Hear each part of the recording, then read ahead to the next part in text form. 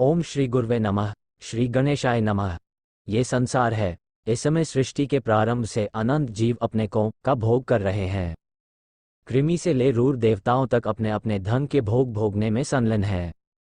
सभी ईश्वर की माया के वशीभूत हैं। हमारे शास्त्रों के अनुसार सृष्टि के आरंभ होने के पूर्व केवल अविनाशी ब्रह्मडी सर्वत्र विद्यमान था। उपरांत उसकी त्रिगुणात्मक प्रकृति के द्वार सृष्टि का विस्तार हुआ। सांख्य के अनुसार सत्य रजस्तमस्य साम्यावस्था प्रकृति तीनों गुणों की साम्यावस्था को प्रकृति कहते हैं। इन्हीं गुणों में से सर्वप्रथम सत्वगुण का विकास हुआ और देवताओं आदि की प्रथम सृष्टि हुई। ब्रह्मा जी का प्रथम प्रादुर्भाव हुआ। उन्होंने अशने संकल्प द्वारा ऋषियों देवताओं को उत्पन्न किया। फिर उन्होंने इस सृष्टि को सर्वव्यापक बनाने के लिए संकल्पवत सृष्टि को मैध्युनी सृष्टि का रूप दिया। इस कार्य को आगे बढ़ाने के लिए उन्होंने अपने संकल्य से पुरुष एवं स्त्री का जोड़ा मनु शत्रुपा उत्पन्न किया और उन्हें प्रजा की सृष्टि करने का आदेश दिया। सृष्टि बढ़ने लगी। इसमें अनगिनत जीवात्माएं आकर अपने कर्मों के अनुसार नाना प्रकार की योनियों में प्रवेश कर सृष्टि की आवश्यकताओं को पूर्ण करने लगे। हमारे शास्त्रों के अनुसार स्थूल सृष्टि में प्रथम मानव की उत्पत्ति हुई, परंतु आज का विज्ञान इसके विपरीत एक कोशीय जीव की रचना की सृष्टि का प्रथम जीव मानता है। जो भी हो, हमारा शास्त्र ही हमें विश्वसनीय मालूम पड़ता है। एक बात तो अब सभी स्वीकार करते हैं कि कीट पतंग एवं वनस्पतियों तक में प्राण का अवस्थान है, अर्थात यहाँ सब कुछ प्राणमय है। शास्त्रों में तो पहले से ही सर्व प्राणमयम जगत का वाक्य गूंजता रहा। दिखाई पड़ते हैं उन सब में आत्मा है। यह आत्मा क्या है, इसे जानना आवश्यक है। हम देखते हैं कि जब कोई जीव मरता है तो उसका स्थूल शरीर विनाश को प्राप्त हो जाता है, परंतु जिसके रहने से उसमें गतिशीलता थी वह प्राण उस शरीर को छोड़कर कहाँ चला जाता है एवं उसका स्वरूप क्या है, इसे जानने का कोई प्रयत्न नहीं करता। ये प्राण ही सब कुछ है।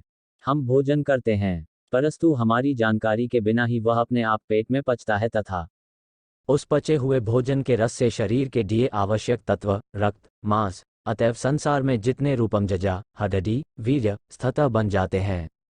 ये सब प्रक्रियाएं कौन करता है? हमारे शरीर में कौन है जो भोजन को स्वाद ग्रहण करता है? वह कौन है जो हृदय श्वास को चलाता है, जिसके न रहने पर शरीर मृत हो जाता है? वो शक्ति क्या है? इन सब प्रश्नों का एक उत्तर है प्राण। ये प्राण आत्मा ही हमारे समस्त कार्यों का संपादन करता है। ये प्राण हमारा इतनी सेवा करता है, फिर भी हम इसे जानते नहीं हैं। इस प्राण को यदि जानने की कोशिश करें तो हमें जो इसको जानता हो उसकी शरण में जाना पड़ेगा।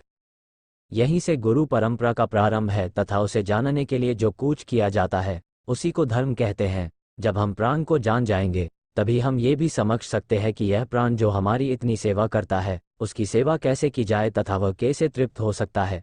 हमारे शास्त्र हमें प्राण के विषय में बहरित कुछ या यूं कहिए कि सब कुछ बतलाते हैं। भारतवर्ष में ऋषियों मुनियों ने इस प्राण विज्ञान की खोज में बहुत तप किया। अंततोगत्वा वे इसके रहस्यों को जान गए और उस प्रयास के समस्त अनुभव एवं प्राप्ति के सभी उपाय उन्होंने शास्त्रों में लिख भी दिया।